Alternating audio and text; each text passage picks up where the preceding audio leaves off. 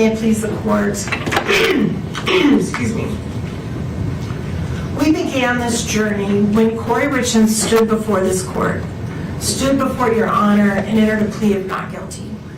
Right out of the gate, the defense is doing something important here. They're separating guilt from sentencing. The jury has already spoken on conviction, so this phase isn't did it happen? It's what should happen next. Different question, entirely different battlefield. And now, after being convicted by a jury, she stands before you again. And on this day, she will tell you again that she did not do what she has been convicted of doing. And that is her right under the law. And we, her advocates, we are tasked with a sacred duty. A duty to protect and preserve her constitutional rights at all costs.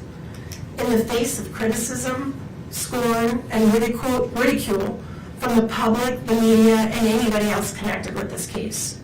We have been committed to our duty throughout this trial, and we remain so today. It is our privilege and honor to stand beside Kouri. We believe in her innocence completely. And we will continue to stand by her as she takes her appeal to the next level, to a higher court. But that battle remains for another day. Today, she stands before you, convicted by a jury of 5 felony counts. We recognize and honor that this court is also tasked with a sacred duty. A duty under the Constitution and laws of our state to decide the appropriate sentence in light of Ms. Richins' convictions. The enormity of that responsibility cannot be denied. Everything we will present to your honor today is submitted for your consideration with an abiding faith in the court's commitment to its sacred duty, and in the prayerful hope that mercy will prevail over calls for retribution. Listen to the language shift happening here. Notice the repetition. Mother, daughter, sister, friend. That's not accidental.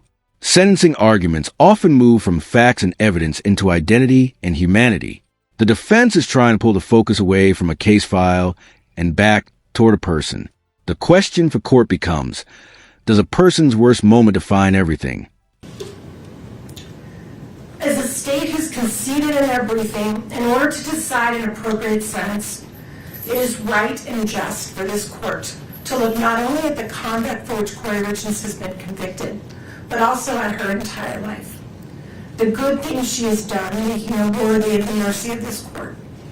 Things such as the personal traits and characteristics that suggest she is not the monster that the prosecution portrays, but a human being, a mother, a daughter, a sister, a friend, a person that has made mistakes, but a person who has loved deeply, a person who's completed acts of kindness and love and care toward others, a person who's contributed to her community, a person who, even in the darkest time of her life, reached out to help others who were incarcerated alongside her, a person who unselfishly tried to ease the pain her family and friends experienced as a result of this case.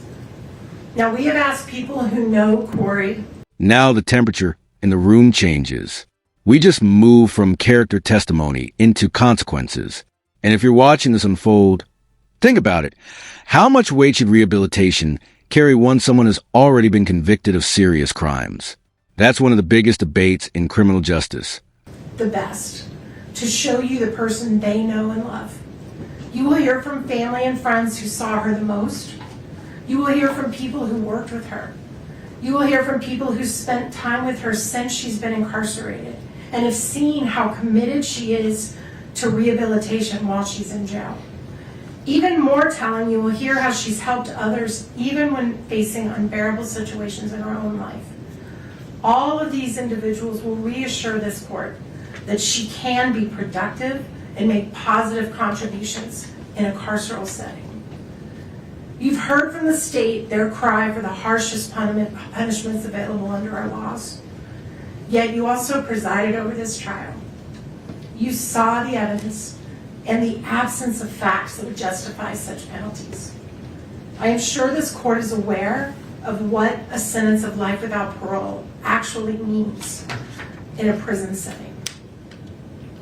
These individuals are locked down in their cells 23 hours a day. That line lands with force because life without parole isn't being presented as just a number of years. It's being framed as a permanent judgment on whether someone can ever change. That's a massive argument because courts often wrestle with punishment versus possibility. They are not provided with the opportunity to participate in programming, seek education, work at jobs in the prison. For all intents and purposes, they are treated as death row inmates. They are denied in-person visitation. They are stripped of any sense of community or humanity. They have no hope of any future reunification with the people they love.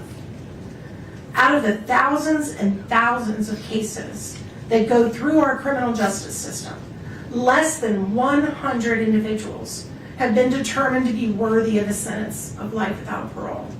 And that is because judges throughout this state understand that such a sentence presumes that an individual is wholly incapable of redemption or rehabilitation and should be punished in the worst way imaginable until they die alone in a cage. And Ms. Lewis will talk more about that later. But in the meantime, you're also going to hear from 3 people who've never met Kouri Richins. They know nothing about her case. Notice the strategy here. The defense isn't only bringing in people connected to Kouri. They're introducing outside voices, victims' families, someone who lived through a similar tragedy, even a former prosecutor. That's designed to say, this isn't just about one defendant. It's about bigger questions surrounding justice and mercy. But they know about what life without parole means. You are going to hear from a mother whose son was murdered and how many years ago she was in the position that the Richins family is in now.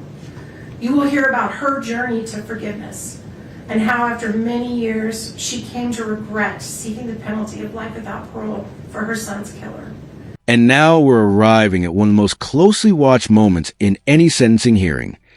The defendant speaking directly to the court. No attorneys filtering the message. No legal arguments leading the way. This is where many viewers ask themselves the same question. Will these words change anything? You will hear from a woman who understands how Kouri's boys feel. Her father killed her mother and was sentenced to prison. You will hear how she learned to forgive her father and how she's enriched her life through finding her way into a relationship with him again.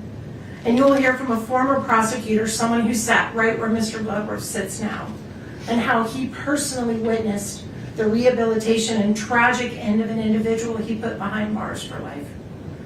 All of these perspectives are important because they remind us and the court that the recognition of the precious gift of life takes many forms and can change over time.